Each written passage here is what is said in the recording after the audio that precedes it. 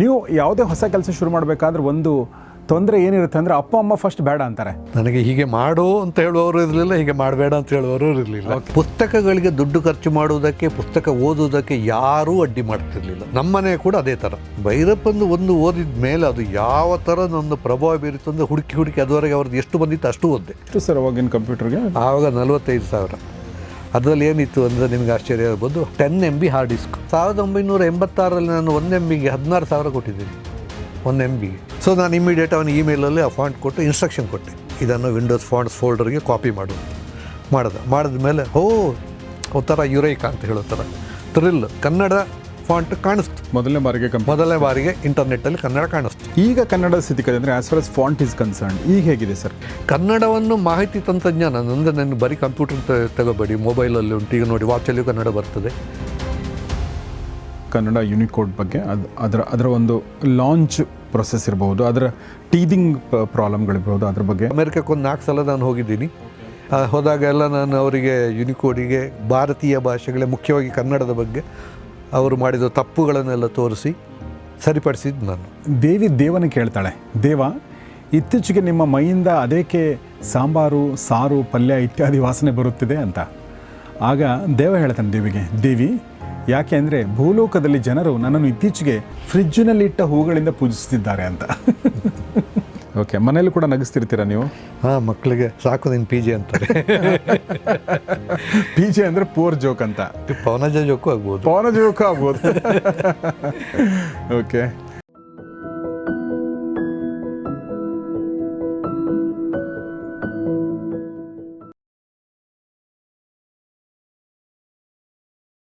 ಸ್ನೇಹಿತರೆ ನಮಸ್ಕಾರ. ಗೌರಿ ಶಕ್ಕಿ ಸ್ಟುಡಿಯೋದ ಈ ವಿಶೇಷ ಸಂದರ್ಶನಕ್ಕೆ ನಿಮಗೆಲ್ಲ ಸ್ವಾಗತ. ನಾನು ಗೌರಿ ಶಕ್ಕಿ ಸ್ಟುಡಿಯೋದಲ್ಲಿ ಇವತ್ತು ಭಾಳ ವಿಶೇಷ ಅತಿಥಿ ಇದ್ದಾರೆ.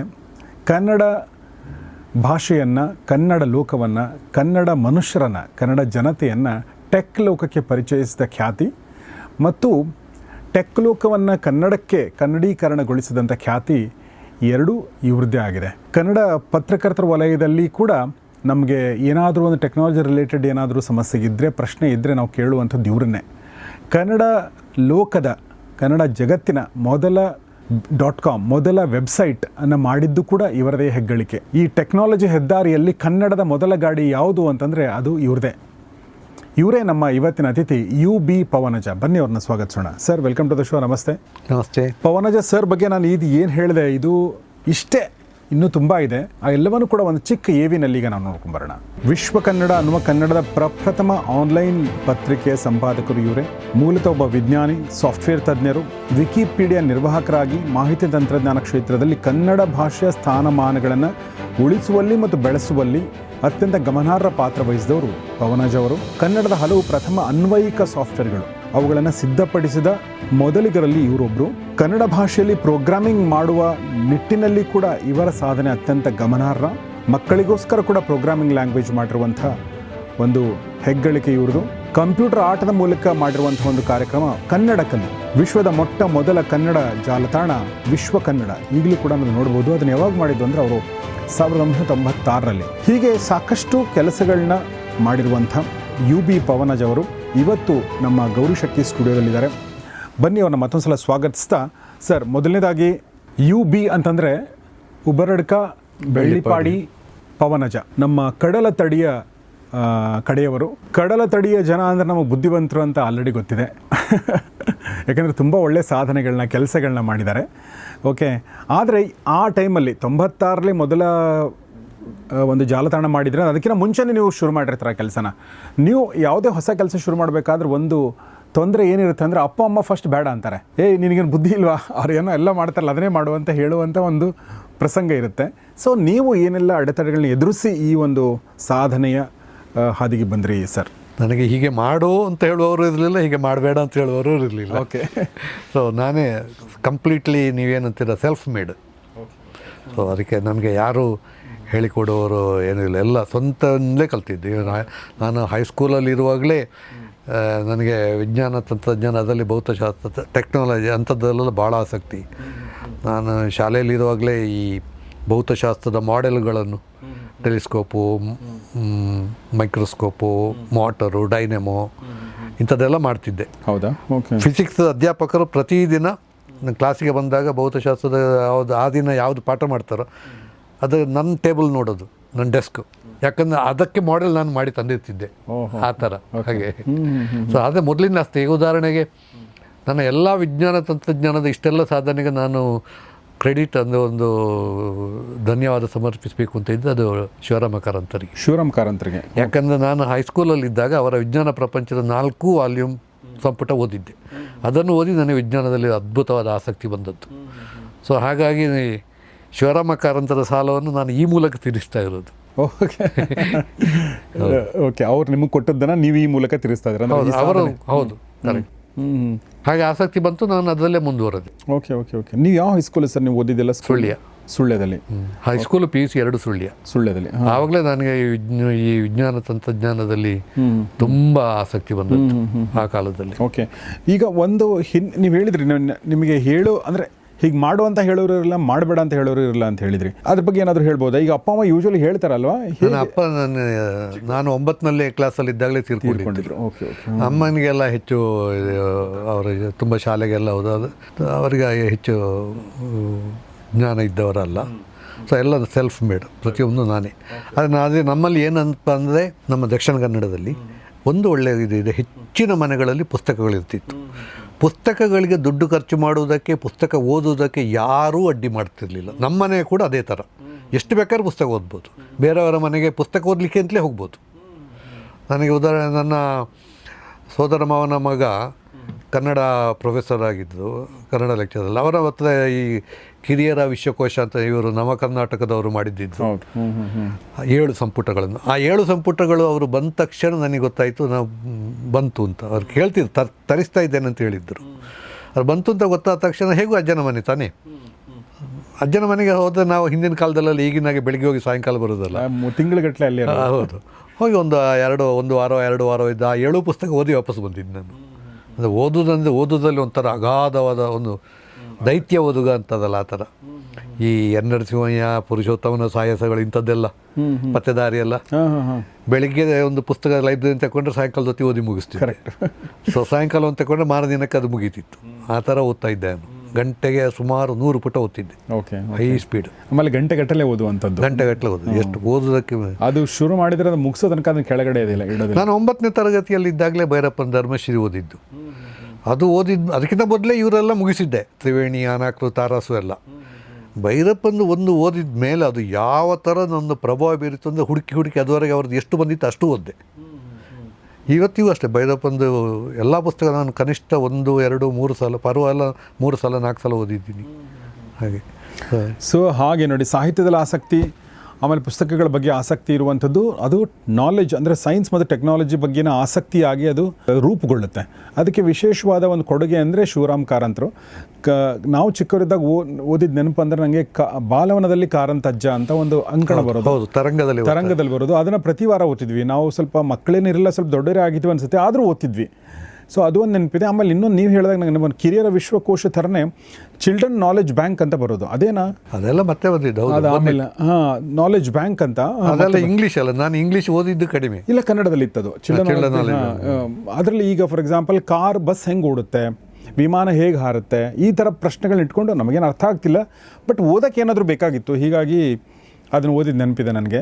ಸೊ ಹಾಗೆ ಓದಿನ ಮೂಲಕ ಶುರುವಾದಂತು ಸೈನ್ಸ್ ಆ್ಯಂಡ್ ಟೆಕ್ನಾಲಜಿಗೆ. ಅಂದರೆ ಕಾರಂತರ ಒಂದು ಪ್ರಭಾವ, ಕಾರಂತರ ಒಂದು ಮಾರ್ಗದರ್ಶನ ಪುಸ್ತಕಗಳ ಮೂಲಕ ಆಗಿರುವಂಥದ್ದು. ಅದರ ನಂತರ ಮತ್ತೆ ನಿಮ್ಮ ಬದುಕಿನ ದಿಸೆ ಎಲ್ಲಿಗೆ ತಿರುಗಿತು? ನಾನು BSc ಮಾಡಿದ್ದು ಪುತ್ತೂರಲ್ಲಿ, ಸೈಂಟ್ ಫಿಲೋಮಿನಾ ಕಾಲೇಜು. ಆವಾಗ ನಾನು ಅದೇ ಇಲೆಕ್ಟ್ರಾನಿಕ್ಸ್ನಲ್ಲೆಲ್ಲ ಭಾರಿ ಆಸಕ್ತಿ ಇತ್ತು ನನಗೆ. ನಾನು ರೇಡಿಯೋ ಅಸೆಂಬ್ಲಿ ಮಾಡಿದ್ದೆ. ಓಕೆ. ಆಮೇಲೆ MSc ಮಾಡಿದ್ದು ಮೈಸೂರು. ನನಗೆ ಫಿಸಿಕ್ಸ್ನಲ್ಲೇ ಮಾಡಬೇಕು ಅಂತ ಇತ್ತು, ನನಗೆ ಸೀಟ್ ಸಿಕ್ಕಿರಲಿಲ್ಲ, ಕೆಮಿಸ್ಟ್ರಿಯಲ್ಲಿ ಸಿಕ್ತು. ಓಕೆ. ಸೊ ಕೆಮಿಸ್ಟ್ರಿಯಲ್ಲಿ MSc ಮಾಡಿದೆ. MSc ಮಾಡಿ ರಿಸಲ್ಟ್ ಬಂದು 10 ದಿವಸಕ್ಕೆ ನನಗೆ ಮುಂಬೈ ಬಾಬಾ ಪರಮಾಣು ಸಂಶೋಧನಾ ಕೇಂದ್ರದಲ್ಲಿ ವಿಜ್ಞಾನಿಯಾಗಿ ಆಯ್ಕೆಯಾಗಿ ಬಂತು. ಅಲ್ಲಿ ಸೇರಿಕೊಂಡೆ. ಸೊ ಮುಂಬೈಯಲ್ಲಿದ್ದಾಗ BRCದು ಒಂದು ಅಡ್ವಾಂಟೇಜ್ ಏನಂದರೆ ನಿಮಗೆ ಆಸಕ್ತಿ ಇದ್ದದನ್ನೆಲ್ಲ ಮಾಡ್ಬೋದು ಅಲ್ಲಿ. ನೀನು ಇದೇ ಮಾಡು, ಹೀಗೆ ಮಾಡು ಅಂತ ಒಂದು ಕಡ್ಡಾಯವಾಗಿ ಯಾರು ಏನು ಹೇಳೋಲ್ಲ. ಉದಾಹರಣೆ, ನಾನು ಕೆಮಿಸ್ಟ್ರಿಯಲ್ಲಿದ್ದೆ, ಆದರೆ ನನಗೆ ಇಂಜಿನಿಯರಿಂಗು, ಟೆಕ್ನಾಲಜಿ, ಕಂಪ್ಯೂಟರ್ ಎಲ್ಲದಲ್ಲಿ ಆಸಕ್ತಿ. ನಾನು ಕಂಪ್ಯೂಟರ್ ಪ್ರೋಗ್ರಾಮಿಂಗ್ ಅಲ್ಲೇ ಕಲ್ತಿದ್ದು 1981ರಲ್ಲಿ 82ರಲ್ಲಿ. ಆ ಕಾಲದಲ್ಲಿ ಕಾರ್ಡ್ ಪಂಚಿಂಗ್ ಮೂಲಕ ನೀವು ಉದಾಹರಣೆಗೆ ನೀವು ಕಂಪ್ಯೂಟರ್ನ ಇತಿಹಾಸ ಓದಿದೆ, history and development of computers ಅಂತ ಪುಸ್ತಕ ಸಿಗುತ್ತೆ. ಅದು ಓದಿದೆ. First generation, second generation, third generation ಅಂತ ಕಂಪ್ಯೂಟರ್ಗಳ ಬಗ್ಗೆ ಬರುತ್ತೆ. ಅದೆಲ್ಲವನ್ನೂ ನಾನು ಮಾಡಿದ್ದೀನಿ ಕಾರ್ಡ್ ಪಂಚಿಂಗ್ನಿಂದ. ಅಲ್ಲಿ ರಷ್ಯನ್ ಕಂಪ್ಯೂಟರ್ ಇರ್ತಿತ್ತು, ಅದಕ್ಕೆ ಫೋರ್ಟ್ರನ್ನಲ್ಲಿ ಪ್ರೋಗ್ರಾಮ್ ಬರೀಬೇಕು. ಅದು ಒಂದೊಂದು ವಾಕ್ಯಕ್ಕೆ ಒಂದೊಂದು ಕಾರ್ಡು. ಆ ಕಾರ್ಡಲ್ಲಿ ಅದು ಎಚ್ಚರಿಕೆಯಿಂದ ಅದು IBM ಕಾರ್ಡ್ ಪಂಚಿಂಗ್ ಮಿಷಿನ್ ಇತ್ತು. ಒತ್ತಿ ಟಕ್ ಟಕ್ ಟಕ್ ಅದು ಕಾರ್ಡ್ ಬರುತ್ತೆ. ಆ ಕಾರ್ಡುಗಳನ್ನೆಲ್ಲ ಒಟ್ಟು ಸೇರಿಸಿ ರಬ್ಬರ್ ಬ್ಯಾಂಡ್ ಹಾಕಿ ಅಲ್ಲಿ ಇಡಬೇಕು. ಅವನ ಆಪರೇಟರ್ ಬಂದು ಅದನ್ನು ಕಂಪ್ಯೂಟ್ರಿಗೆ ಫೀಡ್ ಮಾಡಿ ಅದು ಪ್ರಿಂಟೌಟ್ ಬರ್ತದೆ. ಫಿಸಿಕಲ್ ಕಾರ್ಡ್ಗಳು ನೀವು ಬೇಕಿದ್ರೆ ಗೂಗಲಲ್ಲಿ ಹುಡುಕಿ ನೋಡಿ ಕಾರ್ಡ್ ಹೇಗಿರುತ್ತೆ. ಈಗ ನನ್ನಲ್ಲಿ ಸ್ಯಾಂಪಲಿಗೆ ಕೂಡ ಒಂದು ಕಾರ್ಡು ಇಲ್ಲ, ನಾನೆಲ್ಲ BRC ಬಿಟ್ಟು ಬಂದಿದ್ದೀನಿ, ಯಾವ ತಂದೂ ಇಲ್ಲ. ಏನೇ ಒಂದು ಕೋಮಾ ಮಿಸ್ಸಿಂಗ್ ಇದ್ದು ಕೂಡ ನಮಗೆ ಗೊತ್ತಾಗುವಾಗ ಒಂದು ದಿನ ಆಗಿರ್ತದೆ. ಈಗೆಲ್ಲಾದರೆ ಟೈಪ್ ಮಾಡ್ತಾ ಇದ್ದಂತೆ ಹೇಳುತ್ತೆ ಯಾರಂತ, ಅಲ್ಲೇ ಕೂಡಲೇ ಸರಿ ಮಾಡ್ತೀವಿ. ಈಗೆಲ್ಲ right click, drag and drop ಎಲ್ಲ ಇದೆ, ಬಹಳ ಬೇಗ ಒಂದು ಪ್ರೋಗ್ರಾಮ್ ಆಗುತ್ತೆ. ಈಗ AI ಬಂದ ಮೇಲಂತೂ ಪ್ರೋಗ್ರಾಮ್ ನಮಗೆ ಇಂಥ ಪ್ರೋಗ್ರಾಮ್ ಬೇಕು ಅಂತ ಇಂಗ್ಲೀಷ್ನಲ್ಲಿ ಹೇಳಿದ್ರೆ ಅದು ಮಾಡಿಕೊಡುತ್ತೆ. ಸೊ BRCನಲ್ಲಿ ನೀವು ಕೆಲಸ ಮಾಡಿದ ನಂತರ ನಂತರದ ಸರ್ BRCಯಲ್ಲಿದ್ದ ಕನ್ನಡ ವಿಜ್ಞಾನಿಗಳು ಮತ್ತು ಇವನು ತಂತ್ರಜ್ಞರು ಅವರು ಇವರೆಲ್ಲ ಸೇರಿಕೊಂಡು ಮಾಡಿದ ಒಂದು ಕನ್ನಡ ಸಂಘ ಇತ್ತು. ಕನ್ನಡ ಸಂಘ ಅಣುಶಕ್ತಿ ಕೇಂದ್ರ ಅಂತ. ನಾನು ಅದರಲ್ಲಿ ಆ್ಯಕ್ಟಿವ್ ಆಗಿದ್ದೆ. ನಾನು ಸಹ ಕಾರ್ಯದರ್ಶಿಯೂ ಆಗಿದ್ದೆ. ನಮ್ಮದೇ ಒಂದು ಕನ್ನಡ ವಿಜ್ಞಾನ ಪತ್ರಿಕೆ ಇತ್ತು, ಬೆಳಗು ಅಂತ. ನಾನು ಅದಕ್ಕೆ ಸಂಪಾದಕನೂ ಆಗಿದ್ದೆ. ಅದಕ್ಕೆ ಈ ಬೆಳಗು ಪತ್ರಿಕೆಯನ್ನು ಮಾಡಲಿಕ್ಕೆ ನಾವು ಮುಂಬೈನಲ್ಲಿ ಕನ್ನಡ ಪ್ರೆಸ್ಸುಗಳೆಲ್ಲ ಇತ್ತು. ಸುಮಾರು ತುಂಬ ಜನ ಕನ್ನಡಿಗರು ಮುಂಬೈನಲ್ಲಿ. ಸುಮಾರು 52 ಕನ್ನಡ ಶಾಲೆಗಳು, ಕನ್ನಡ ಸಂಘಗಳು ಸುಮಾರು ಇತ್ತು. ಕನ್ನಡ ಪ್ರೆಸ್ಸುಗಳೇ 4-5 ಇತ್ತು. ಅವರೆಲ್ಲ ಈ ಲೆಟ್ರ್ ಪ್ರೆಸ್ಸುಗಳೆಲ್ಲ ಅಚ್ಚಿನ ಮೊಳೆ ಇಟ್ಕೊಂಡು ಕಷ್ಟಪಟ್ಟು ಜೋಡಿಸಿ ಮಾಡ್ತಿದ್ದರು. ಆವಾಗ ಈ ಏನು ಆಫ್ಸೆಟ್ಟು ಅದು ಇದು ಲಿಥೋ ಅದೆಲ್ಲ ಬಂದಿರಲಿಲ್ಲ ಆ ಕಾಲದ ಕತೆ. ನಮಗೆ ಕಷ್ಟ ಆಗುತ್ತಾ ಇದ್ದದ್ದು ನಮ್ಮ ಬೆಳಗು ಪತ್ರಿಕೆಯನ್ನು ಮುದ್ರಿಸಲಿಕ್ಕೆ. ಇವರ ಹತ್ರ ಹೋದರೆ ಅವರಿಗೆ ನಾವು ಹೇಳಿದ್ದು ಈ ಡ್ರಾಯಿಂಗ್ಗಳು, ಟೆಕ್ಸ್ಟ್ ಟೇಬಲು, ಡ್ರಾಯಿಂಗು, ವಿಜ್ಞಾನದ ಇದು ಫಾರ್ಮುಲಾಗಳು ಅದೆಲ್ಲ ಮಾಡಲಿಕ್ಕೆ ಬರ್ತಿರ್ಲಿಲ್ಲ. ಅದೆಲ್ಲ ಬ್ಲಾಕ್ ಮಾಡಬೇಕಿತ್ತು. ಅದೇ ಸಮಯದಲ್ಲಿ ಈ ಆಕೃತಿ ಸಾಫ್ಟ್ವೇರ್ ಅಂತ ಹೇಳುವವ್ರದ್ದು ಒಂದು ಅಡ್ವರ್ಟೈಸ್ಮೆಂಟ್ ನೋಡಿದೆ ನಾನು. ಕಂಪ್ಯೂಟ್ರಲ್ಲಿ DTP ಮಾಡೋದು, ಕನ್ನಡದಲ್ಲಿ ಕೂಡ ಆಗ್ತಾರೆ, ಭಾರತದ 11 ಭಾಷೆಯಲ್ಲಿ ಅಂತ. ಸೊ ನಾನು ಅವರಿಗೆ ಫೋನ್ ಮಾಡಿದೆ. ಅವರ ಆಫೀಸ್ ಮುಂಬೈಯಲ್ಲೇ ಇತ್ತು. ಸೊ ಅದೆಲ್ಲೋ ಗೋರೆಗಾವಲ್ಲೆಲ್ಲೋ ಇತ್ತು. ಹೋಗಿದ್ದೆ, ಅದೊಂದು ಫ್ಲ್ಯಾಟಲ್ಲಿ ಇದ್ದರು. ಅಲ್ಲಿ ಹೋದೆ, ಅವರ ಡೆಮೋ ಎಲ್ಲ ನೋಡಿದೆ. ನಮ್ಮ ಕನ್ನಡ ಸಂಘಕ್ಕೆ ಬಂದು ಹೇಳಿದೆ, ನಮ್ಮ ಬಾಕಿದವರಿಗೆಲ್ಲ ಹೇಳಿದೆ, ಇಂಥದ್ದೊಂದು ಸಾಫ್ಟ್ವೇರ್ ಇದೆ. ಆವಾಗ ಏನಾಗಿತ್ತು ಅಂದರೆ BRCಯಲ್ಲಿ ಮನೆಯಲ್ಲಿ ನಮ್ಮ ಸ್ವಂತಕ್ಕೆ ಪರ್ಸನಲ್ ಕಂಪ್ಯೂಟರ್ ತಗೊಳ್ಳಿಕ್ಕೆ ಲೋನ್ ಕೊಡ್ತಿದ್ರು. ಸೊ ನಾನು ಆವಾಗ ಲೋನ್ ತಗೊಂಡು ಒಂದು ಪರ್ಸನಲ್ ಕಂಪ್ಯೂಟರ್ ಇತ್ತು ನನ್ನ ಹತ್ರ ಮನೆಯಲ್ಲಿ. ಎಷ್ಟು ಸರ್ ಅವಾಗಿನ ಕಂಪ್ಯೂಟರ್ಗೆ? ಆವಾಗ 45,000. ಅದರಲ್ಲಿ ಏನಿತ್ತು ಅಂದರೆ ನಿಮಗೆ ಆಶ್ಚರ್ಯ ಆಗ್ಬೋದು, 10 MB ಹಾರ್ಡ್ ಡಿಸ್ಕ್, 362 ಕಿಲೋಮೀಟರ್ ಅದು ಫ್ಲಾಪಿ ಡಿಸ್ಕು. 10 MB ಅಂದರೆ ಈ ಮೊಬೈಲಲ್ಲಿ ಇದೆಯಲ್ಲ ಅದರ ಎಷ್ಟು ಪಟ್ಟು ಕಡಿಮೆ. ನೀವು ಇದು 265 GB ಒಂದೊಂದು ಮೊಬೈಲ್ಗಳೀಗ 256 ಅಲ್ಲ, ನಂದು 512 ಇದೆ. 512 GB 1 GB ಅಂದರೆ 1024 MB. ಓಕೆ. ಸೊ ನೀವು 512 GB-ಗೆ 10 MB ಅಂದರೆ ಎಷ್ಟಾಯಿತು ನೋಡಿ. 100,000ನೇ ಒಂದು ಅಂಶದಲ್ಲಿ 1 GB ಆಗುತ್ತೆ. ಅದರ 512 ಲೆಕ್ಕ ಹಾಕೊಳ್ಳಿ ಎಷ್ಟಾಯಿತು. ಅಷ್ಟು ಕಡಿಮೆ ಮೆಮೊರಿ ಇತ್ತು. ನಾನು ಕಂಪ್ಯೂಟ್ರಲ್ಲಿ ನಮ್ಮ ಕನ್ನಡ ಸಂಘದ ದುಡ್ಡಲ್ಲಿ ತಕ್ಕೊಂಡೆ ಸಾಫ್ಟ್ವೇರ್ ಕಂಪ್ಯೂಟರ್. ನಂದು 45,000 ಅಂದರೆ ಕಾಸ್ಟ್ಲಿ ಅಲ್ಲ ಸರ್? ತುಂಬ ಸಿಕ್ಕಾಪಟ್ಟೆ ಕಾಸ್ಟ್ಲಿ. 4.5 ಲಕ್ಷ ಆದಂಗೆ ಆಯ್ತು ಈ ವರ್ಷ. ಈ ಟೈಮಿಗೆ ನೋಡಿದ್ರೆ ನಾವು ಇನ್ನೂ ಜಾಸ್ತಿನೇ ಆಗ್ಬೋದು ಅನ್ಸುತ್ತೆ. ಆ ಕಾಲದಲ್ಲಿ 1986ರಲ್ಲಿ ನಾನು 1 MB-ಗೆ 16,000 ಕೊಟ್ಟಿದ್ದೀನಿ. 1 MB-ಗೆ 86ರಲ್ಲಿ. ಸೊ ಅದು ನಾನು ಎಲ್ಲವನ್ನು ನೋಡಿದವನು. ಸೊ ಕನ್ನಡ DTP ತಗೊಂಡು ನಾವು ಮನೆಯಲ್ಲಿ, ನನ್ನ ಹೆಂಡತಿ ಕನ್ನಡ ಟೈಪ್ ಮಾಡ್ತಿದ್ಲು, ನಾನು ಅದನ್ನು ಕಾಂಪೋಸ್ ಮಾಡ್ತಿದ್ದೆ. ಆಗ ಅದೆಂಥದ್ದು ಜೆಮ್ ವೆಂಚುರಾ ಅಂತ ಎಲ್ಲ DTP ಪ್ಯಾಕೇಜ್ ಇತ್ತು. ಕೋರೆಲ್ ಡ್ರಾ ವರ್ಷನ್ 3 ಅಂತ ಏನೋ ಇತ್ತು. ಅದೆಲ್ಲ ಕನ್ನಡದ್ದು ಎಲ್ಲ ಕಲ್ತ್ಕೊಂಡೆ. ಕನ್ನಡದಲ್ಲಿ ಲೋಗೋ ಮಾಡೋದು, ಅಂದರೆ ಈ ನಮ್ಮ ಸಂಘದಲ್ಲಿ ಲಾಂಛನ ಇದೆಯಲ್ಲ ಅದನ್ನೆಲ್ಲ ಡಿಸೈನ್ ಮಾಡೋದು ಎಲ್ಲ ಕಲ್ತ್ಕೊಂಡು ಬಿಟ್ಟೆ. ಮುಂಬೈನಲ್ಲಿ ಅದೇನಾಯಿತು, ಪ್ರೆಸ್ನವರುಗಳೆಲ್ಲ ಗೊತ್ತಾಯಿತು ನಾನು DTP ಮನೆಯಲ್ಲೇ ಮಾಡ್ತೀನಿ ಅಂತ. ಅವರು ನನಗೆ ಬಂದು ರಿಕ್ವೆಸ್ಟ್ ಮಾಡಲಿಕ್ಕೆ ಶುರು ಮಾಡಿದ್ರು, ನಮ್ಮದೊಂದು ಪುಸ್ತಕ ಮಾಡಿಕೊಡಿ, ನಮಗೊಂದು ಇನ್ವಿಟೇಷನ್ ಮಾಡಿಕೊಡಿ. ಹಾಗೆ ಮಾಡಿಕೊಡ್ತಾನೂ ಇದ್ದೆ. ಮತ್ತೇನು ಮಾಡಿದೆ, ಇದು ತುಂಬ ರಗಳೆ ಆಗ್ತಾಯಿದೆ. ಅವರು ಬೆಳಿಗ್ಗೆ ನಾನು ಆಫೀಸ್ಗೆ ಹೋಗ್ಲಿಕ್ಕೆ ಒಂದು 10 ನಿಮಿಷ ಇರುವಾಗ ಬರೋದು, ಸರ್ ಅರ್ಜೆಂಟ್ ಒಂದು ಮದುವೆಗೆ ಅದನ್ನು ಮಾಡಿಕೊಡ್ಬೇಕು, 1 ಪೇಜ್ ಹೆಚ್ಚಿಲ್ಲ ಅಂತ. ಕಡೆಗೆ ನಾನೇನು ಮಾಡಿದೆ, ಈ 2 ಪ್ರೆಸ್ನವರಿಗೆ ಒಬ್ಬೊಬ್ಬರನ್ನು ಟ್ರೈನಿಂಗ್ ಮಾಡಿ ಬಿಟ್ಬಿಟ್ಟೆ. ಇನ್ನು ಮುಂದೆ ನೀವೇ ಮಾಡ್ಕೊಳ್ಳಿ ಅಂತ. ಸೊ ಮುಂಬೈನಲ್ಲಿ ಎಲ್ಲರಿಗಿಂತ ಮೊದಲು ಕನ್ನಡ DTP ಮಾಡಿದ್ದು ನಾನು. ಓಕೆ, ಅದಾದ ನಂತರ ಸರ್ ಬೆಂಗಳೂರಿಗೆ ಬಂದದ್ದು? ಅದಕ್ಕೆ ಬೆಂಗಳೂರಿಗೆ ಬರೋದಕ್ಕೆ ಮೊದಲೇ ನಾನು ಏನಾಯಿತು ಅಂದರೆ, ನೀವು ಗೂಗಲ್ನಲ್ಲಿ ಬೇಕಾದ್ರೆ ಟೈಪ್ ಮಾಡಿ ನೋಡಿ, ಪವನಜ ಸ್ಕೂಟರ್ ಆಕ್ಸಿಡೆಂಟ್ ಅಂತ ಒಂದು ಒಳ್ಳೆ ಕತೆ ಸಿಗುತ್ತೆ ನಿಮಗೆ. ಓಕೆ, ನನಗೊಂದು ಸ್ಕೂಟರ್ ಆಕ್ಸಿಡೆಂಟ್ ಆಗಿತ್ತು. ಓಕೆ, ಸ್ಕೂಟರ್ ಆಕ್ಸಿಡೆಂಟ್ ಆಗಿ ಕಾಲಿಗೆ ಪ್ಲಾಸ್ಟರ್ ಹಾಕ್ಕೊಂಡೋಗಿ 6 ತಿಂಗಳು ನಾನು ಇಮ್ಮೊಬೈಲ್ ಮನೆಯಲ್ಲಿ, ಮುಂಬೈನಲ್ಲಿ ಓಕೆ, ಓಡಾಡಲಿಕ್ಕೆ ಗೊತ್ತಿಲ್ಲ, ಕ್ರಚ್ ಹಿಡ್ಕೊಂಡು ಬಾತ್ರೂಮಿಗೆ ಹೋಗೋದು ಬರೋದು ಅಷ್ಟೇ. ಸೊ ನಾನು ಮಂಚ ಇಟ್ಕೊಂಡು ಮಂಚದ ಪಕ್ಕದ ಟೇಬಲಲ್ಲಿ ನಾನು ಕಂಪ್ಯೂಟರ್ ಇಟ್ಕೊಂಡು, ನಾನು ತುಂಬ ಹೆಲ್ಪ್ ಮಾಡೋದು ನನ್ನ ಕೊಲೀಗ್ಸ್ ಇದ್ದು ಫ್ರೆಂಡ್ಗಳು ಎಲ್ಲ, ಯಾವ ಫ್ಲಾಪಿ ಬೇಕಿದ್ದು ತಂದು ಕೊಡುವವರು, ಆ ಕಾಲದ ಫ್ಲಾಪಿ ಕತೆ. ಸೊ ನನಗೆ ವಿಂಡೋಸು ಮತ್ತು ವಿಷುವಲ್ ಬೇಸಿಕ್ ಅಂತ ಪ್ರೋಗ್ರಾಮಿಂಗ್ ಲ್ಯಾಂಗ್ವೇಜು ಆವಾಗ ಬಂದಿತ್ತು. ಅದನ್ನು ತರಿಸಿದೆ, ಪುಸ್ತಕ ಮತ್ತು ಫ್ಲಾಪಿ. ಯಾಕಂದರೆ ಲ್ಯಾಬ್ ಇಲ್ಲದ ನನಗೆ ಇದು ಎಕ್ಸ್ಪೆರಿಮೆಂಟ್ ಮಾಡಲಿಕ್ಕಾಗಲ್ಲ ಮನೆಯಲ್ಲಿ, ಕಂಪ್ಯೂಟರ್ ಅದೇ ಮಾಡ್ಬೋದು. ಸೊ ನನ್ನ ರಿಸರ್ಚ್ ಅಲ್ಲೇ ಲ್ಯಾಬಲ್ಲೇ ಬಾಕಿ, ಇಲ್ಲಿ ಕಂಪ್ಯೂಟರ್ ಮುಂದುವರಿಯಿತು. ಸೊ ನಾನು ವಿಷುವಲ್ ಬೇಸಿಕ್ ಪ್ರೋಗ್ರಾಮಿಂಗ್ ಲ್ಯಾಂಗ್ವೇಜ್ ಕಲಿತೆ. ಅದನ್ನು ಕಲಿತು ಈ ನನ್ನ DTP ಸಾಫ್ಟ್ವೇರ್ ಇತ್ತಲ್ಲ, ಅದರಲ್ಲಿರೋ ಫಾಂಟುಗಳನ್ನು ಉಪಯೋಗಿಸ್ಕೊಂಡು, ಅಕ್ಷರಗಳ ತುಂಡುಗಳು ಆ್ಯಕ್ಚುಲಿ ಅವುಗಳನ್ನೆಲ್ಲ ಉಪಯೋಗಿಸ್ಕೊಂಡು ಕನ್ನಡ ಕಲಿ ಅಂತ ಒಂದು ಆಟದ ಮೂಲಕ ಕನ್ನಡ ಕಲಿಯುವಂಥ ಪ್ರೋಗ್ರಾಮ್ ಮಾಡಿದೆ. ನನ್ನ ಮಗನಿಗೆ ಆಗ 2.5 ವರ್ಷ, ಅವನು ಅದರಲ್ಲೇ ಕನ್ನಡ ಕಲಿತ ಅಕ್ಷರಗಳು. ಒಂದು ಅದೇನಿಲ್ಲ, ದೊಡ್ಡ ಭಯಂಕರದ ಪ್ರೋಗ್ರಾಮ್ ಅಲ್ಲ, ವೆರಿ ಸಿಂಪಲ್. ಈ ಅಕ್ಷರಗಳು ಯಾವುದೋ ಒಂದು ಅಕ್ಷರ ಬರುತ್ತೆ, ಜಿಗ್ಜಾಗ್ ಆಗಿ ಬರುತ್ತೆ, 9 3 ಗಣಿಸು 3 3x3 ಮ್ಯಾಟ್ರಿಕ್ಸಲ್ಲಿ ಬರುತ್ತೆ, ತುಂಡು ಜಿಗ್ಜಾಗ್ ಆಗಿ ಆ ಕಡೆ ಈ ಕಡೆ ರಿಅರೇಂಜ್ ಆಗಿರುತ್ತೆ. ಅವರು ಅದನ್ನೆಲ್ಲ ಜೋಡಿಸಬೇಕು. ಕರೆಕ್ಟ್ ಮಾಡಿದ ತಕ್ಷಣ ಹಾ ಅಂತ ಒಂದು ಇದು ಬರೋದು, ಅದೆಲ್ಲ ಬರೋದು. ಆ ಥರ ಕನ್ನಡ ಕಲಿ ಅಂತ ಮಾಡಿದ್ದೆ. 95ರಲ್ಲಿ ನಾನು ತೈವಾನಿಗೆ ಹೋದೆ, PhD ಎಲ್ಲ ಆದಮೇಲೆ ಪೋಸ್ಟ್ ಡಾಕ್ಟರೇಟಿಗೆ.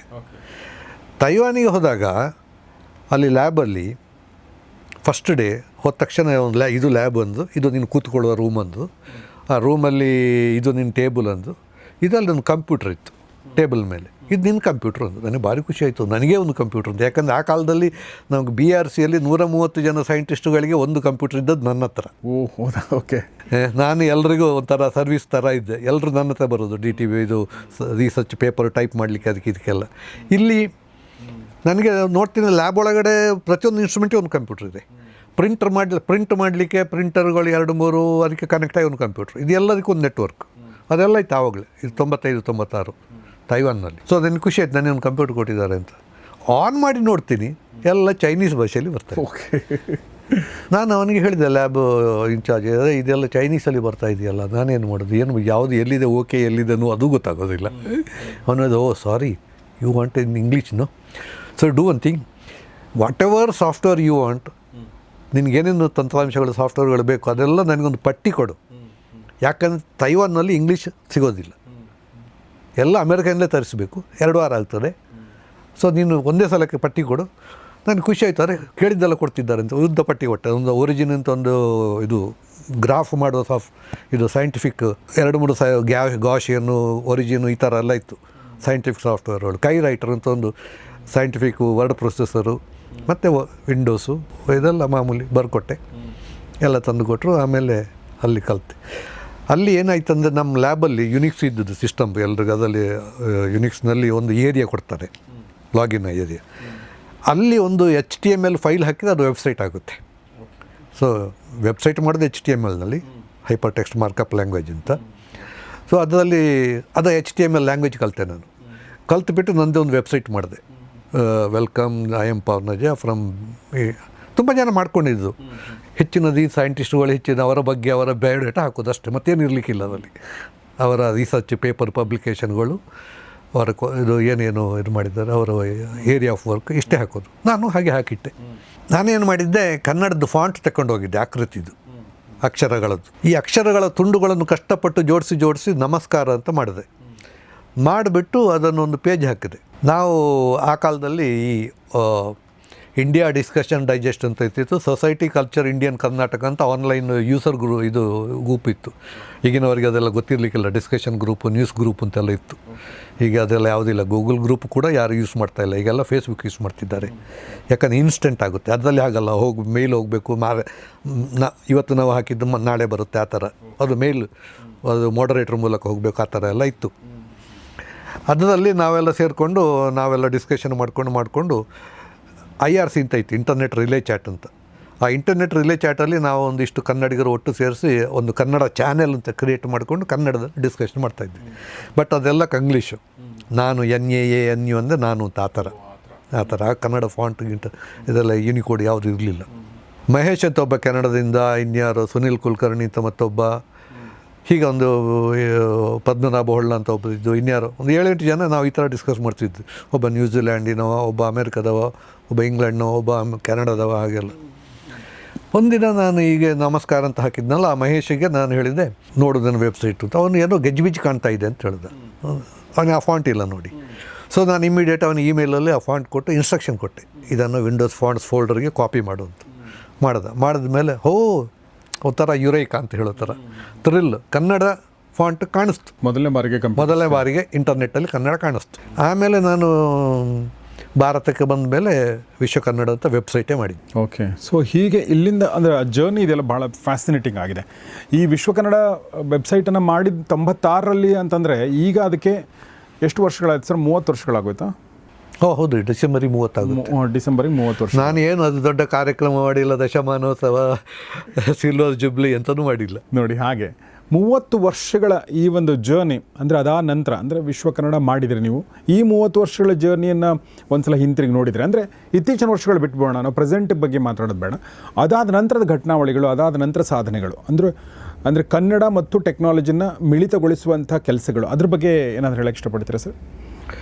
ತುಂಬ ಇದೆ. ಅದು ಎಲ್ಲ ಕೆಲವೆಲ್ಲ ಮರ್ತೋಗಿದೆ. ಉದಾಹರಣೆಗೆ ಸ್ಟಾರ್ಟಿಂಗಲ್ಲಿ ನಾವು ಯೂನಿಕೋಡ್ ಇರಲಿಲ್ಲ ನೋಡಿ, ಆಸ್ಕಿ ಫಾಂಟಲ್ಲಿ ಮಾಡ್ತಾಯಿದ್ವಿ. ನಾವು ಒಂದು ಫಾಂಟ್ ಬಳಸಿದರೆ ನೋಡುವವನಲ್ಲಿ ಆ ಫಾಂಟ್ ಬೇಕು. ಓಕೆ.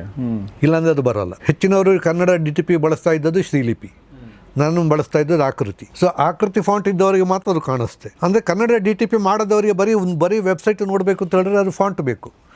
ಸೊ ನಾನೇನು ಮಾಡ್ತಿದ್ದೆ, ಆವಾಗ ಫಾಂಟ್ ಡೌನ್ಲೋಡಿಗೆ ಕೊಡ್ತಾಯಿದ್ದೆ, ಬರೀ ಫಾಂಟ್ ಇಟ್ಕೊಂಡು ಅವ್ರಿಗೇನು ಟೈಪ್ ಮಾಡಲಿಕ್ಕೆ ಆಗೋದಿಲ್ಲ. ಅವರು ಅದೊಂದು ಕೀ ಕೊಡ್ತಾಯಿದ್ದು, ಫ್ಲಾಪಿ ಡಿಸ್ಕು. ಆ ಫ್ಲಾಪಿ ಹಾಕಿ ಅದನ್ನು ಆ್ಯಕ್ಟಿವೇಟ್ ಮಾಡಿದರೆ ಮಾತ್ರ ಟೈಪಿಂಗ್ ಬರೋದು, ಇಲ್ಲ ಟೈಪ್ ಆಗ್ತಿರಲಿಲ್ಲ.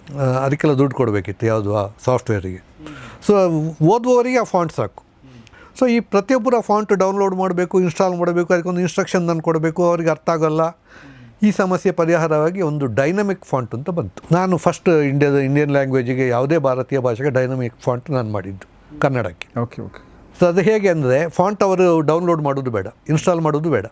ಫಾಂಟ್ ಡೈನಮಿಕ್ ಫಾಂಟನ್ನು ನಾವು ಯೂಸ್ ಮಾಡಿದರೆ ಆ ವೆಬ್ಸೈಟ್ ಓಪನ್ ಮಾಡಿದಾಗ ಫಸ್ಟಿಗೆ ಸ್ವಲ್ಪ ಒಂದು 10-20 ಸೆಕೆಂಡ್ ಗಜಿಬಿಜಿ ಕಾಣ್ತದೆ. ಆಮೇಲೆ ಅದು ರೆಂಡರಾಗಿ ಕರೆಕ್ಟಾಗಿ ಬರ್ತದೆ. ಅಂದರೆ ಅದು ರೆಂಡರ್ ಆಗ್ತದೆ ಆನ್ಲೈನು. ಒಂದು ಸಲ ರೆಂಡರ್ ಆದಮೇಲೆ ಮತ್ತೆ ಏನು ತೊಂದರೆ ಇಲ್ಲ. ಆ ಬ್ರೌಸರ್ ಕ್ಲೋಸ್ ಮಾಡುವವರೆಗೆ ಯಾವುದೇ ಪೇಜ್ ಓಪನ್ ಮಾಡಿದ್ರೆ ಅದು ಬರ್ತದೆ ಆ ಥರ. ಸೊ ಆಮೇಲೆ ಬೇರೆ ಭಾಷೆಯವರು ಶುರು ಮಾಡಿದ ಡೈನಮಿಕ್ ಫಾಂಟ್. ಮತ್ತು ಯೂನಿಕೋಡ್ ಬಂದ ಮೇಲೆ ಅದು ಹೋಯ್ತು ಬಿಡಿ, ಅದು ಅಗತ್ಯ ಇಲ್ಲ. ಈಗ ಕನ್ನಡ ಸ್ಥಿತಿಗತಿ ಅಂದರೆ as far as font is concerned ಈಗ ಹೇಗಿದೆ ಸರ್? ತುಂಬ ಚೆನ್ನಾಗಿದೆ. ಈಗಂತೂ ಎಷ್ಟು ಬೇಕಾದ ಫಾಂಟುಗಳಿವೆ. ಫಾಂಟ್ ಸಮಸ್ಯೆ ಇಲ್ಲ ಈಗ. ಒಂದು ಕಾಲದಲ್ಲಿ ಫಾಂಟ್ ಸಮಸ್ಯೆ ಇತ್ತು ತುಂಬ ಜನರಿಗೆ. ಕನ್ನಡವನ್ನು ಮಾಹಿತಿ ತಂತ್ರಜ್ಞಾನ ಅಂದರೆ ನಾನು ಬರೀ ಕಂಪ್ಯೂಟರ್ ಅಂತ ತಗೋಬೇಡಿ, ಮೊಬೈಲಲ್ಲಿ ಉಂಟು. ಈಗ ನೋಡಿ, ವಾಚಲ್ಲಿಯೂ ಕನ್ನಡ ಬರ್ತದೆ, ಫ್ರಿಜ್ಜಲ್ಲಿ ಬೇಕಿದೆ ಬರ್ತದೆ, ವಾಷಿಂಗ್ ಮಿಷಿನಲ್ಲಿ ಬರ್ತದೆ, ಎಲ್ಲೆಲ್ಲಿ ಡಿಸ್ಪ್ಲೇ ಇದೆ ಅಲ್ಲೆಲ್ಲ TVನಲ್ಲಿ ಬರುತ್ತೆ. ಎಲ್ಲೆಲ್ಲಿ ಇದೆಯೋ ಅಲ್ಲೆಲ್ಲ ಯೂನಿಕೋಡ್ ಸಪೋರ್ಟ್ ಇದ್ದಲ್ಲೆಲ್ಲ ಕನ್ನಡ ಬರುತ್ತೆ. ಕನ್ನಡ ಯೂನಿಕೋಡ್ ಬಗ್ಗೆ ಅದರ ಒಂದು ಲಾಂಚ್ ಪ್ರೊಸೆಸ್ ಇರ್ಬೋದು, ಅದರ ಟೀದಿಂಗ್ ಪ್ರಾಬ್ಲಮ್ಗಳಿರ್ಬೋದು, ಅದ್ರ ಬಗ್ಗೆ. ಯೂನಿಕೋಡ್ ಅಂದರೆ ಅದೊಂದು ಜಾಗತಿಕ ಶಿಷ್ಟತೆ, ಸ್ಟ್ಯಾಂಡರ್ಡ್. ಅದೊಂದು ಸಾಫ್ಟ್ವೇರ್ ಅಲ್ಲ. ತುಂಬ ಜನ ನೀವು ನಮಗೆ ಯೂನಿಕೋಡ್ ಇನ್ಸ್ಟಾಲ್ ಮಾಡಿ ಕೊಡ್ತೀರೋ ಅಂತ ಕೇಳ್ತಾರೆ. ಯೂನಿಕೋಡನ್ನು ಇನ್ಸ್ಟಾಲ್ ಮಾಡೋದು ಅಂತೇನೆಲ್ಲ ಆ್ಯಕ್ಟಿವೇಟ್ ಮಾಡ್ಬೋದು ಬೇಕಿದೆ. ಕೆಲವರು ಈಗ ಅದು ಅಗತ್ಯ ಇಲ್ಲ, ಬೈ ಡಿಫಾಲ್ಟೇ ಇದೆ. ಒಂದು 10 ವರ್ಷ ಹಿಂದೆ ಅದನ್ನು ಆ್ಯಕ್ಟಿವೇಟ್ ಮಾಡಬೇಕು ಬೇಕಿತ್ತು, ಚಾಲನೆ ಮಾಡ್ಕೋಬೇಕಿತ್ತು ಕನ್ನಡ ಯೂನಿಕೋಡ್. ಈಗ ಕನ್ನಡ ಯೂನಿಕೋಡ್ ಎಲ್ಲದಲ್ಲಿ ಬಂದೇ ಬರುತ್ತೆ. ಯೂನಿಕೋಡ್ ಅನ್ನೋದು ಒಂದು ಜಾಗತಿಕ ಶಿಷ್ಟತೆ, ಅದು ಯೂನಿಫಾರ್ಮ್, ಯೂನಿವರ್ಸಲ್, ಯುನೀಕ್ ಅಂತ. ಅದರ ಹೆಸರು ಯೂನಿಕೋಡ್ ಅಂದರೆ ಯುನಿಕೋಡ್ ಅಂತ. ಓಕೆ. ಯುನೀಕ್ ಕೋಡಾ? ಯುನೀಕ್ ಕೋಡು, ಯೂನಿವರ್ಸಲ್ ಕೋಡು, ಯೂನಿಫಾರ್ಮ್ ಕೋಡು. ಹಾಗೆ ಅಂದರೆ ಪ್ರಪಂಚದ ಎಲ್ಲ ಭಾಷೆಗಳ ಎಲ್ಲ ಅಕ್ಷರಗಳಿಗೆ ಅದರಲ್ಲಿ ಪ್ರತ್ಯೇಕವಾದ ಜಾಗ ಇದೆ. ಕನ್ನಡದ ಕ, ಬೆಂಗಾಳಿ ಕ, ಮಲಯಾಳಿ ಕ ಎಲ್ಲದಕ್ಕೂ ಒಂದೊಂದೇ ಅದರದ್ದೇ ಸಂಕೇತ ಇದೆ. 2, 3, 4 ಅಂತೂ ಅಮೇರಿಕಕ್ಕೆ ಒಂದು 4 ಸಲ ನಾನು ಹೋಗಿದ್ದೀನಿ. ಹೋದಾಗೆಲ್ಲ ಅಲ್ಲಿ ಅವರಿಗೆ ಯೂನಿಕೋಡ್ ಒಂದು ಸಲ ಅಂತೂ ಯೂನಿಕೋಡ್ ಕಾನ್ಫರೆನ್ಸಿಗೆ ಹೋಗಿದ್ದು, ಮತ್ತೊಂದು ಫಾಂಟ್ ಕಾನ್ಫರೆನ್ಸ್ ಇದು ವರ್ಕ್ಶಾಪಿಗೆ ಹೋಗಿದ್ದು. ಹೋದಾಗೆಲ್ಲ ನಾನು ಅವರಿಗೆ ಯೂನಿಕೋಡಿಗೆ ಭಾರತೀಯ ಭಾಷೆಗಳೇ ಮುಖ್ಯವಾಗಿ ಕನ್ನಡದ ಬಗ್ಗೆ ಅವರು ಮಾಡಿದ ತಪ್ಪುಗಳನ್ನೆಲ್ಲ ತೋರಿಸಿ ಸರಿಪಡಿಸಿದ್ದು ನಾನು.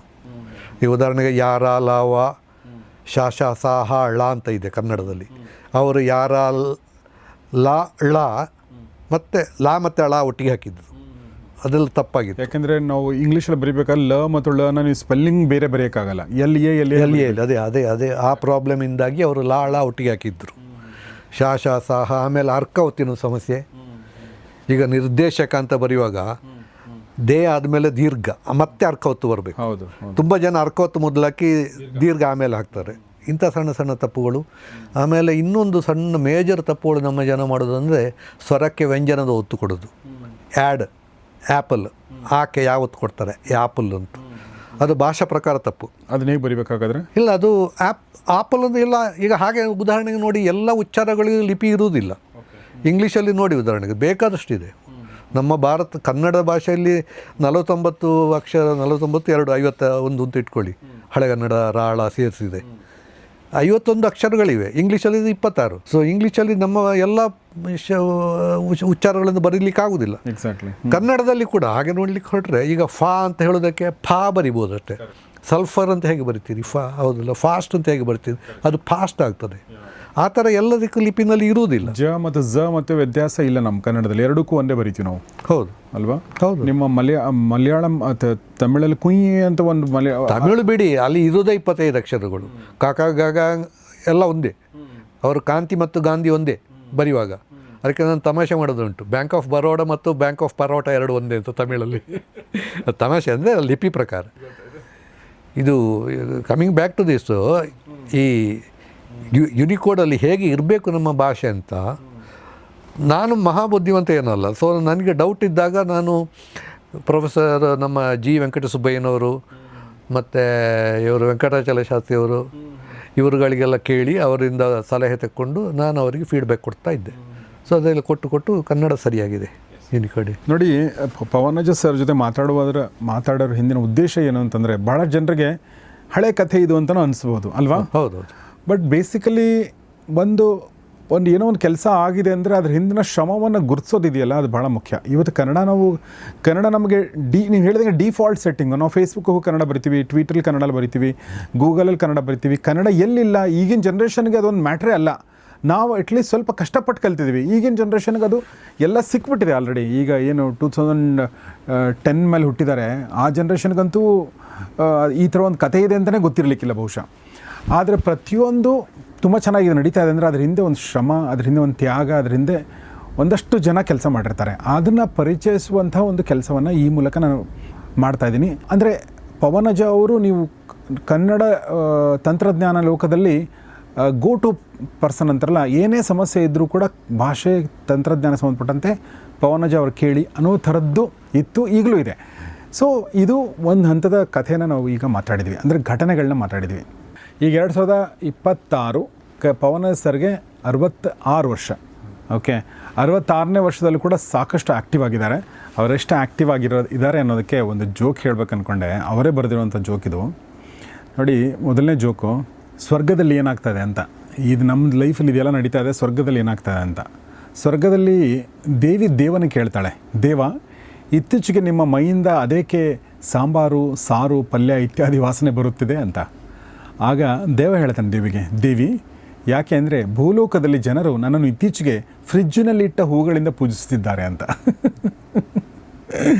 ಓಕೆ, ಇನ್ನೊಂದು ಹೇಳ್ತೀನಿ. ಅಂಕಲ್, ನಾನೊಂದು ಪ್ರಶ್ನೆ ಕೇಳ್ತೀನಿ, ನೀವು ಆನ್ಸರ್ ಹೇಳಬೇಕು. ಹಾಂ ಸರಿ, ಕೇಳು. ಎಲ್ಲರನ್ನೂ ಸೃಷ್ಟಿ ಮಾಡಿದ್ದು ಬ್ರಹ್ಮನನ್ನು ಸೃಷ್ಟಿ ಮಾಡಿದ್ದು ಯಾರು? ಆನ್ಸರ್. ಮುಗೀತು. ಅಲ್ಲ, ಆನ್ಸರ್ ಹೇಳಿ ಅಂತ ಹೇಳಿದಲ್ಲ, ಆನ್ಸರ್ ಅದೇ. ಇದು ಆ್ಯಕ್ಚುಲಿ ನಡೆದಿದೆ. ಹೌದಾ? ಒಬ್ಬ ಹುಡುಗ ಕೇಳಿದ್ದ ಅನ್ನತ್ತ ಪ್ರಶ್ನೆ, ಇದೇ ಪ್ರಶ್ನೆ ಹೀಗೆ ಕೇಳಿದ್ದ. ಓಕೆ, ಆನ್ಸರ್ ಹೇಳಬೇಕು ಅಂತ ನಾನು ಆನ್ಸರ್ ಅಂತ ಹೇಳಿದೆ. ಓಕೆ, ಅದು ಮಾಡಿಫಿಕೇಶನ್, ಅದೊಂದು ಜೋಕ್ ಇದೆ. ನಾನೊಂದು ಪ್ರಶ್ನೆ ಕೇಳ್ತಾನೆ, ಪಟಾಪಟ್ ಉತ್ತರ ಕೊಡಬೇಕು ಅಂತ. ಅದೇ. ಸೊ ಒಂದು ಪ್ರಶ್ನೆ ಕೇಳ್ತಾನೆ, ಅವನು ಪಟಾಪಟ್ ಅಂತಾನೆ. ಸೊ ಪವನಜ ದೂರಿಂದ ನೋಡಿದ್ರೆ ಸ್ವಲ್ಪ ಸೀರಿಯಸ್ ವ್ಯಕ್ತಿ ಅನ್ನಿಸ್ತಾರೆ, ಬಟ್ ಹತ್ತಿರ ಬಂದು ಕೂತ್ಕೊಂಡಾಗ ಗೊತ್ತಾಗುತ್ತೆ ಅವರೊಳಗಡೆ ಒಬ್ಬ ತಮಾಷೆ ಇಷ್ಟಪಡುವಂಥ ವ್ಯಕ್ತಿ, ಹಾಸ್ಯ ಇರುವಂಥ ವ್ಯಕ್ತಿ ಅಲ್ವಾ? ಸೆನ್ಸ್ ಆಫ್ ಹ್ಯೂಮರ್ ತುಂಬ ಇದೆ ನಿಮಗೆ. ಓಕೆ, ಮನೇಲಿ ಕೂಡ ನಗಿಸ್ತಿರ್ತೀರಾ ನೀವು? ಹಾಂ, ಮಕ್ಕಳಿಗೆ ಸಾಕು ನೀನು PG ಅಂತಾರೆ. PG ಅಂದರೆ ಪೂರ್ ಜೋಕ್ ಅಂತ. ಪವನಜ ಜೋಕು ಆಗ್ಬೋದು. Okay, nice sir.